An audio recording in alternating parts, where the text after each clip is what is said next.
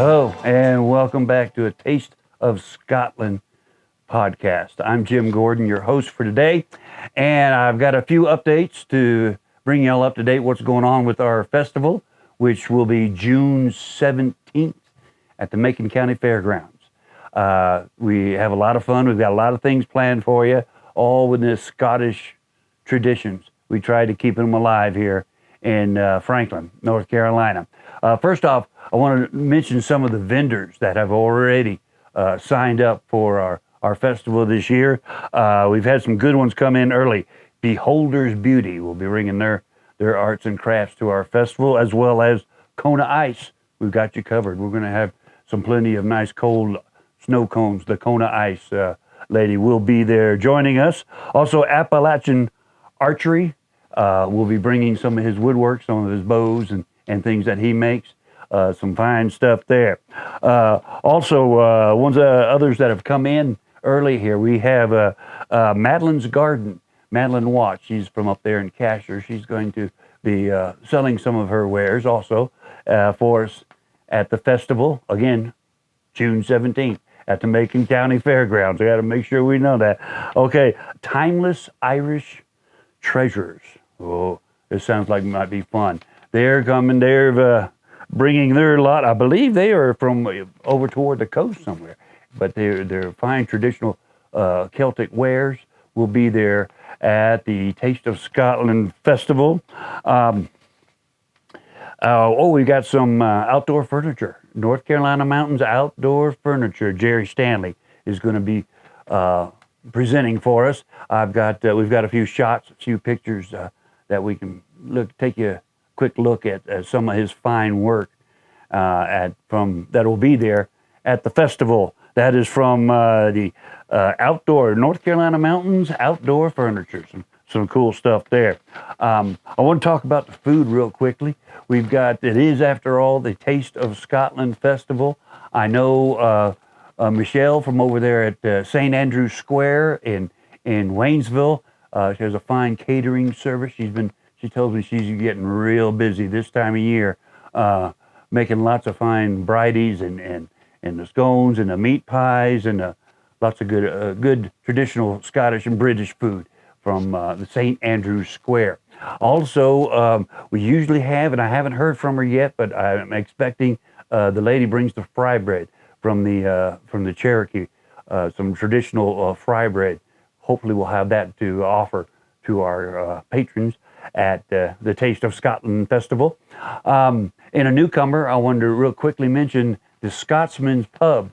They will be joining us. They have a fine traditional Scottish pub over there in Waynesville, downtown Waynesville, North Carolina. They're going to bring some of their shepherd's pie, I believe he said he's going to bring. So I'm looking forward to that. Lots of good food all over the place, the Kona Ice, and plenty of good stuff to be had, as well as plenty of vendors. We're still looking for sponsors. If you have an urge to sponsor, we call it a partnership. If you go to our webpage, thetasteofscotland.org, and go to the forms, there's on the menu there. You can click on where it says download forms, and you'll see the different levels of sponsorship and all the different perks that we have for different levels of sponsorship. So if you have an interest, just check out thetasteofscotland.org and go to the forms, and it'll give you a list of all the different levels of it, from whatever you like to give. You give us a couple bucks, we'd appreciate it. It takes a lot of money to pull one of these things off. Enough of the begging for money. But we've got a lot of Colin Grant. I didn't mention that. I wanted to mention that we did finalize with Colin Grant Adams. He's out of Glasgow, Kentucky. He's originally from Scotland. He's a balladeer. Been doing these festivals for 20 plus years, I'm sure. I've heard of Colin Grant Adams, and we're proud to have him coming to join us at our festival this year. June 17th, Macon County Fairgrounds. We're going to have the pipe bands, the games. The games will be going on. We've got professional athletes be tossing cavers and throwing rocks and bales of hay all over the place. It's going to be just a fun time. So don't forget, our June 17th That is the Friday before Father's Day. Okay. And we also have a party, which I don't really have time to get into, which I will update you perhaps next week. What we're going to do right now is we had a little gathering yesterday. Some of the members of the society got together and just for, have a little something to eat and talk about things. And I got a chance to sit down and talk with a few of the members. And the first one I'm going to show you today is Eleanor Swift. We call her Mike Swift. She's a dear woman that we all love dearly. She's been a great help to the society for many years. So we're going to talk to Mike, and then we'll come back and play a little music for you. Okay, thank you. Okay, we are going to do a series of interviews as far as our podcast go for the next few weeks. And the one I have with me today is the lovely Eleanor Swift, better known as Mike. She has been a member of the Taste of Scotland Society since before there was a Taste of Scotland Society. About how long have you been involved with? About 26 years. 26 years. That's a good while. Why? What got you involved with it to begin with? My family has always been involved in their Scottish heritage. Mm-hmm. We have it on both sides of the family. And it was made of an important event in the family, wearing kilts and finding out about Scotland and Scottish animals and Scottish history since I was a very small child. But I did not intend to do anything about it in our town of Franklin, which is here in western North Carolina. Before I was interested in doing more with Scottish things here, I was a teacher, and I was very active in Girl Scouts, both regionally and nationally. So now I'm doing mostly Scottish things. And we're glad you are. Mike is, it's the word invaluable in her help and all of her things she does with the society and with our festival that we have coming up. Speaking of the festival, and you mentioned the animals, you talked to me a little while ago about some Scottish chickens who are going to join us this year. I think they won't be here till next year, okay. But they may come this year. Ah, so they're plans for the future. That's right. Chickens, and we've had a coup, the Highlands coup, in years past. We're hoping to have one this year. They're always fun. Yes, we had 3 last year. We had a grown female. We had a youngish female, a teenager, and it had not been bred yet. And we had a baby calf that was maybe 2 months old or a little less than that. Mm-hmm. About the size of a Great Dane as far as the size. But of course, they're yellow-orange. They have long fur, like a dog or cat that has long fur, and very long horns, very like our Western cows have. I don't know if our Western cows got their long horns from Scotland long ago or not, but the length of the horns and that they're horizontal to the ground is a similarity. The chickens are called Scottish Dumpies, which isn't a very romantic name, Dumpies. The reason they're called that is that they have, I understand, short legs, and it makes them waddle more in their walk. That ought to be a lot of fun. Of course, we'll also, we're looking forward to the dogs, the border collies, and they'll be chasing some sheep around and maybe some geese and that kind of thing for this year. Also, something we wanted to mention was the country line dance, or not line dancing, Scottish country dancing. Country dancing. Yes. Okay, that's what you call it. Can you tell us a little something about that? Yes. About 20 years ago, the curator here in Franklin pointed out that we could learn to do this dancing and that there was a team in Waynesville that would help it. It looks a little like our country dancing that we do, square dancing, in that all the routines are memorized, and there are about 30 routines. And for 4 years we did this, wore costumes. The ladies wore long white dresses, and the men wore their kilts, of course.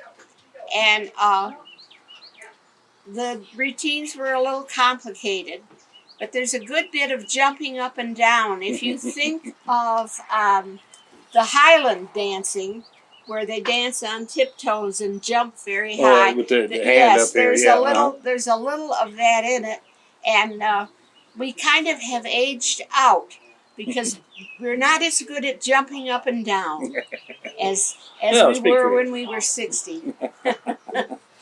All right. Well, that sounds like fun. Something I'm looking forward to seeing. And we're going to be doing lessons or demonstrations or both. Oh, okay. We're going to have a teacher, two teachers, one middle-aged and one young. They will recruit from the audience people who want to learn how to do it. And one of the bands that we have will accompany them. Accompany their learning process, and then they will actually do the dancing. It takes about 15 minutes to do a set, and some of them are done with the same partner, and some of them you change partners, which is a little more complicated. Much like square dancing. Dancing, and was very popular. We weren't sure that people would actually get up at the festival and actually dance in front of their townspeople, but they were very kind, and we had 3 large groups participate last year, and we're hoping we're going to have more this year. That sounds great. Now, is there a caller, like in square dancing, where somebody calls out the different moves, or you just know the routine? No, it's like learning a dance in a dance academy, where you learn the routine, and then you're responsible for keeping it in your mind as the dance goes along. That sounds like great. We appreciate you taking the time to talk to us. We're having a little gathering here, so you notice the shirt. We got our matching Taste of Scotland shirts on, and again, the festival is June 17th. We have a party and a parade on Friday night, the 16th. Mike, what is during the festival? Are you going to be doing the information tent or the tartan searches, or just what are your plans on June 17th? I think probably we'll run a tartan search tent, because we do that at other games around the country and have some experience, so maybe they'll want us to do that. Okay, we definitely will. Well, we thank you very much, and we're going to have a series of interviews which we will be showing in the weeks to come, so hope you stay tuned for that. All right, that was fun. Thank you, Mike. We appreciate you taking the time there. If you haven't met before, this is Norma Jean, my lovely lady. Cohort in crime. Cohort, and yes. passion. We're going to play a little song for you. We've got a band that we've started. We've called it many things. Currently, it is known as Wild Mountain Thyme. That is spelled Time. It's just for all you copyright lawyers. Okay. Anyways, we're also going to play for you now an old Scottish classic tune known as Wild Mountain Thyme. Go ahead.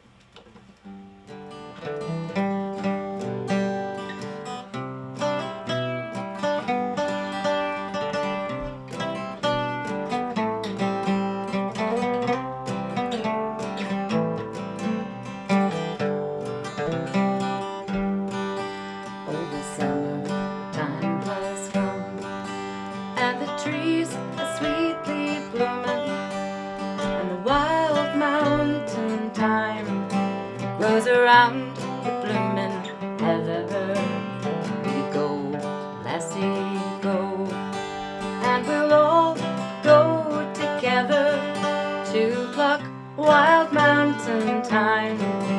all around the bloomin' heather. You go, lassie, go. I will build my love a bower by yon pure and crystal fountain, and around it I will place all the flowers of our mountain. You go, lassie, go, and we'll all go together to pluck wild mountain thyme all around the bloomin' heather. You go, lassie, go.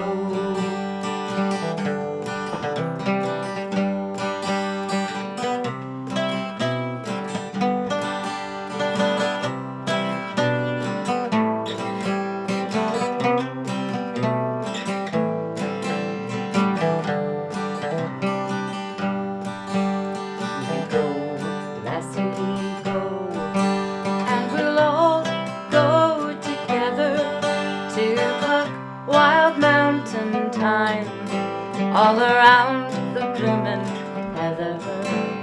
You go, lassie, go.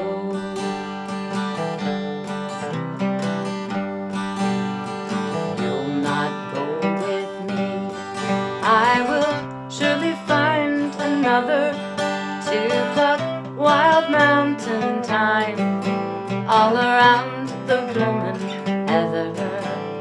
You go, lassie, go. We'll all go together to pluck wild mountain thyme all around the bloomin' heather. You go, lassie, go. Will you go, lassie, go? And we'll all go together to pluck wild mountain thyme all around the bloomin' heather. You go, lassie, go. Will you go, lassie, go? Will you go, lassie, go? All right, that was a lot of fun. I do love playing with Norma Jean. We've been doing it for many years. Real quickly before we go, a few things going on. This weekend in Savannah, they're having their Highland Games. They do a great job down there. It's a lovely town, especially in the spring, what could be Savannah, Georgia, for their Highland Games. Also coming up in May, the Smoky Mountain Games over in Townsend, Tennessee. Last year was the first. They used to be in Maryville. Last year they moved over to Townsend. All kinds of rooms all spread out. It was lots of fun. It was a good show. And they are on May 20th and the 21st. That is in Townsend. And of course, Greenville, South Carolina has their big festival on Memorial Day weekend. This year, the date, I believe, is 27th. Sounds right. And at Greenville, by the way, Almanac will be there. If you're big Almanac fans, they will be in Greenville. They will also be at Grandfather, July 7th through the 9th at the Grandfather Games. And a band we got to see just the other night, Aaron's Call. They were over in Black Mountain along with Tuatha Dea. It was a fun, great show. But they will be coming back up in July, I believe the July 14th at the Frog Level Brewing in Waynesville, North Carolina. Tuatha Dea, who I just mentioned, they have a show tonight over at Pigeon Forge. We hope to make it over there at the Hard Rock Cafe. It's an early show, so we can make it home in fairly decent hour, 7 to 9 at the Hard Rock in Pigeon Forge. It's a fun, nice little acoustic set they do there with Tuatha Dea.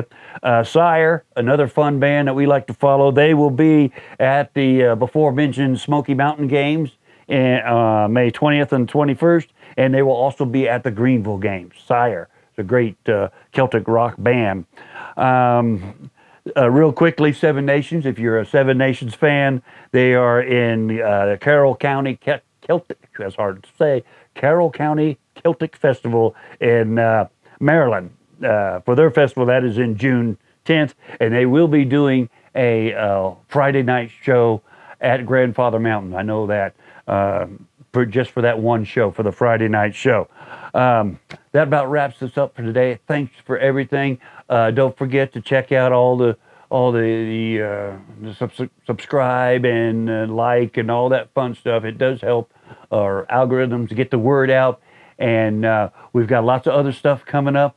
We will be looking at a separate podcast that delves just in the Celtic culture and the arts and the music, because for me that's what it's all about. Thanks again. We'll see you next week.